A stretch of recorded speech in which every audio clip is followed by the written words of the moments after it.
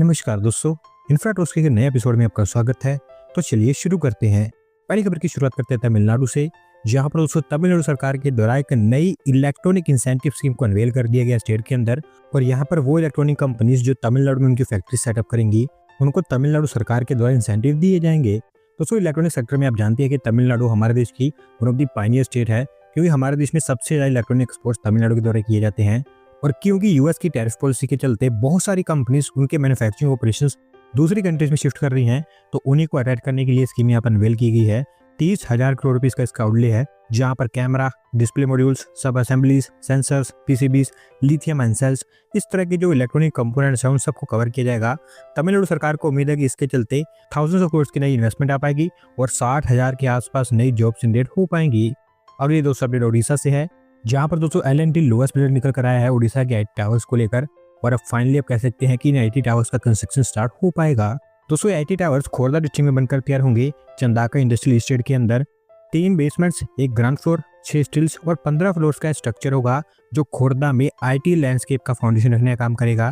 क्योंकि खोरदा में भी आईटी के एरिया में कुछ भी काम नहीं हो रहा है, ये उसकी एक स्टार्ट हो सकती है। ओवरऑल 482.95 करोड़ रुपीज इसके ऊपर खर्च किए जाएंगे और मोस्ट लगे 3 सालों के अंदर अंदर तैयार हो जाएगा।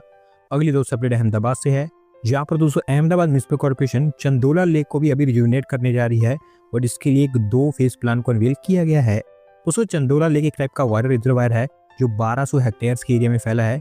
अलग अलग बर्ड्स के लिए ऑलरेडी एक होम भी है और इसके एनवायरमेंट के चलते यहाँ पर लोग डेली शाम को आया भी करते हैं।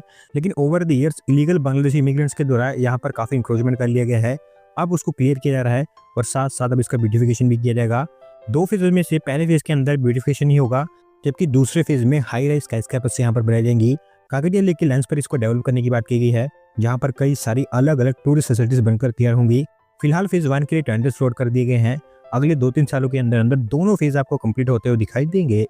अगली दोस्तों अपडेट आंध्र प्रदेश से है, जहाँ पर दोस्तों अमरावती का रिवाइवल अब और तेजी से आपको होता हुआ दिखाई देगा, क्योंकि हमारे प्राइम मिनिस्टर के द्वारा आंध्र प्रदेश में 58,000 करोड़ रुपीज के प्रोजेक्ट्स लॉन्च किए गए हैं।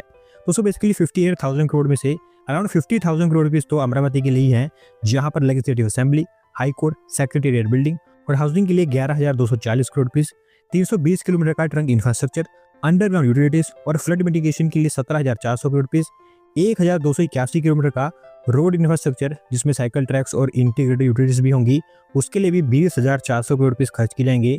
इसके अलावा 1,460 करोड़ रुपीज का मिसाइल टेस्ट रेंज भी तैयार किया जाएगा नागर लंका में, जिसको लेकर भी फाउंडेशन रखा गया है। पीएम एक्टा मॉल विशाखापट्टनम में एक एलिवेटेड कॉरिडोर, कई सारे रोड इंटरचेंजेस, कई सारे आरओबीज, बाईपासेस, रेल लाइन्स और 6 के आसपास नेशनल हाईवे प्रोजेक्ट्स को लेकर भी यहाँ पर फाउंडेशन रखने का काम किया गया है। अगली दोस्तों अपडेट हमारी national highway authority of India से है, जो आगरा ग्वालियर एक्सप्रेसवे का कंस्ट्रक्शन जल्द स्टार्ट करने जा रहे हैं, क्योंकि इसको लेकर एनएचएआई ने जीआर इंफ्रा प्रोजेक्ट्स लिमिटेड के साथ में कंसेशन एग्रीमेंट साइन कर लिया है। दोस्तों आगरा ग्वालियर एक्सप्रेसवे 6 लेन का एक्सेस कंट्रोल ग्रीनफील्ड एक्सप्रेसवे होगा, जो राजस्थान, यूपी और मध्य प्रदेश इन 3 स्टेट से पास होने वाला है। आगरा के इनर रिंग रोड पर दियोरी विलेज से स्टार्ट होगा और भिंड मुरैना होते हुए ग्वालियर बाईपास पर सुसेरा विलेज पर जाकर टर्मिनेट होगा। 88.4 किलोमीटर की इसकी ओवरऑल लेंथ होगी, जहां पर 8 major bridges, 23 minor bridges, 6 flyovers, 1 rail overbridge और 192 कलवर्स बनाए जाएंगे। कुल मिलाकर 4,613 करोड़ रुपए यहाँ पर खर्च किए जाएंगे। और अभी क्योंकि एग्रीमेंट साइन कर लिया गया है, तो एक बार जब इसका कंस्ट्रक्शन स्टार्ट होता है तो उसके अगले 30 महीने के अंदर अंदर तैयार हो जाएगा।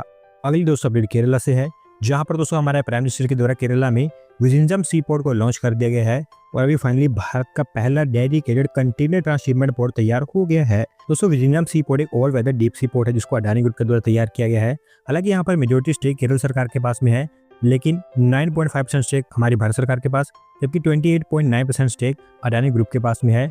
ओवरऑल 8800 करोड़ रुपये यहाँ पर खर्च किए गए हैं और ये एक ऐसा प्रोजेक्ट है जो भारत को फ्यूचर प्रूफ बना देगा कंटेनर ट्रांसशिपमेंट में, क्योंकि अभी हमारे देश में कोई भी कंटेनर ट्रांसशिपमेंट पोर्ट नहीं है। तो अभी हमारा ऑलमोस्ट 75% के आसपास transshipment related containers Colombo port के द्वारा हैंडल किए जाते हैं, जहाँ पर हमें डॉलर्स में श्रीलंका को पे करना पड़ता है।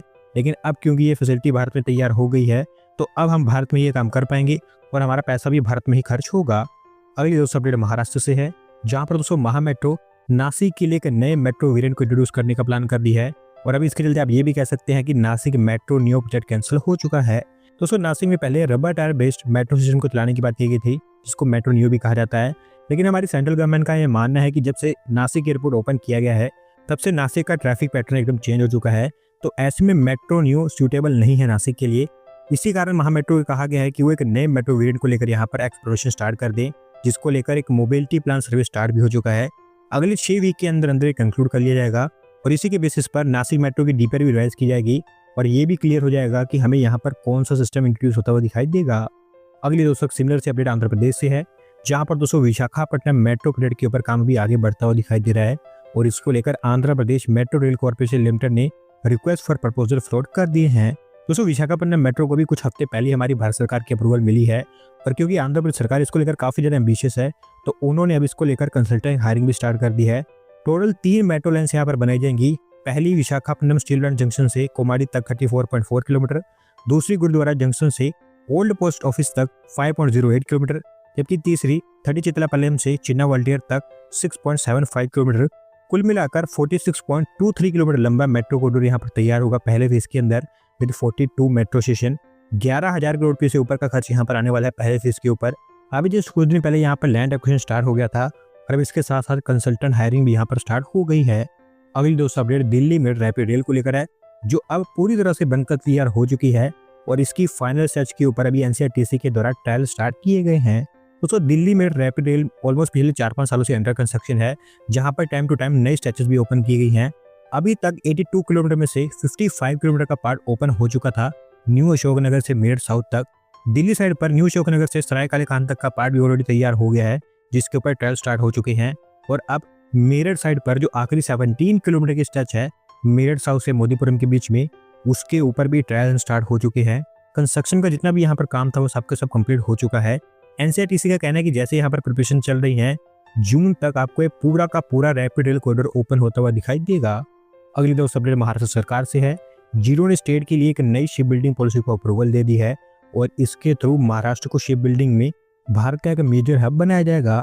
दोस्तों शिप बिल्डिंग पॉलिसी ऑलमोस्ट अगले 5 सालों तक वैलिड रहने वाली है, जो सेंट्रल गवर्नमेंट के मैरीटाइम विजन 2030 और विजन 27 को फॉलो करेगी, जिसका मेन एम ये है कि 2047 तक भारत को शिप बिल्डिंग में टॉप 10 कंट्रीज की लिस्ट में लाया जाए। वैसे मैं आपको बता दूं कि महाराष्ट्र हमारे देश की ऐसी पहली स्टेट बन गई है जिन्होंने एक डेडिकेटेड शिप बिल्डिंग पॉलिसी को लॉन्च किया है, क्योंकि अभी तक हमारे देश में किसी भी स्टेट ने किसी भी तरह की कोई डेडिकेटेड पॉलिसी लॉन्च नहीं की है शिप बिल्डिंग को लेकर। शिप बिल्डिंग, रिपेयर और रिसाइकलिंग, इन 3 चीज़ों के ऊपर यहाँ पर फोकस किया जाएगा। इसके साथ साथ शिप बिल्डिंग के एरिया में स्किल्ड वर्कफोर्स को भी यहाँ पर डेवलप करने का टारगेट है। 15% के आसपास कैपिटल सब्सिडी यहाँ पर सरकार के द्वारा दी जाएगी। ओवरऑल महाराष्ट्र सरकार को उम्मीद है कि 2030 तक 6,500 करोड़ रुपीस, जबकि 2047 तक 18,000 करोड़ रुपीस की इन्वेस्टमेंट इसके अंतर्गत उनको देखने को मिलेगी। अगली दोस्तों अपडेट हैदराबाद से है, जहां पर दोस्तों ग्रेटर हैदराबाद म्युनिसिपल कॉर्पोरेशन के द्वारा 749 करोड़ रुपीस और अप्रूव कर दिए गए हैं हैदराबाद के लिए और इसके थ्रू हैदराबाद का बेसिक इंफ्रास्ट्रक्चर और इम्प्रूव किया जाएगा। दोस्तों basically greater Hyderabad municipal corporation के द्वारा टाइम टू टाइम कुछ फंड्स रिलीज किए जाते हैं इंफ्रास्ट्रक्चर को लेकर और सेम काम अब यहाँ पर किया जा रहा है। कुछ इंपॉर्टेंट प्रोजेक्ट्स की बात करूँ तो खाजागुड़ा जंक्शन से गच्चीबौली के बीच में एक नया रोड, अंजिया नगर से रनकी टावर रोड तक मल्टी लेवल फ्लाईओवर्स और ग्रिड सेपरेटर्स, कुछ सीसी रोड्स और कुछ पैसा यहाँ पर वाटर सप्लाई और ड्रेनेज के ऊपर भी खर्च किया जाएगा। आज की दोस्तों आखिरी अपडेट हमारी रेलवेज की तरफ से है, जो अभी और एलएचबी कोचेस को प्रोक्योर करने जा रहे हैं और इसको लेकर इंटीग्रल कोच फैक्ट्री चेन्नई के द्वारा एक नया टेंडर इशू किया गया है। तो सब जानते हैं कि हमारी रेलवेज आईएसएफ कोचेस को एलएचबी कोचेस से रिप्लेस कर रही है और ये टेंडर उसी का ही हिस्सा है। ऑलमोस्ट 600 के आसपास कोचेस यहाँ पर खरीदे जाएंगे 1200 करोड़ रुपीस खर्च करके, जिसमें से 400 कोचेस जनरल क्लास के होंगे जबकि 200 स्लीपर क्लास के होंगे। जिस भी कॉन्ट्रैक्टर को यहाँ पर सिलेक्ट किया जाता है उसको पहले 6 महीने के अंदर अंदर प्रोटोटाइप डिलीवर करना होगा। हालांकि मैं आपको बता दूं कि रेलवे की हमारी जो फैक्ट्रीज हैं वो खुद इस तरह के कोचेस को मैन्युफैक्चर करती हैं, पर क्योंकि इस साल टारगेट थोड़ा बड़ा है तो उनका मानना है कि इतने कोचेस वो उनकी एग्जिस्टिंग फैसिलिटीज में मैन्युफैक्चर नहीं कर पाएंगे, तो अब 600 के आसपास कोचेस की मैन्युफैक्चरिंग आउटसोर्स की जाएगी और अगले आप कह सकते हैं कि ऑलमोस्ट 8 से 10 महीनों के अंदर अंदर इन सब की डिलीवरी हो जाएगी। दोस्तों आज की वीडियो में बस इतना ही।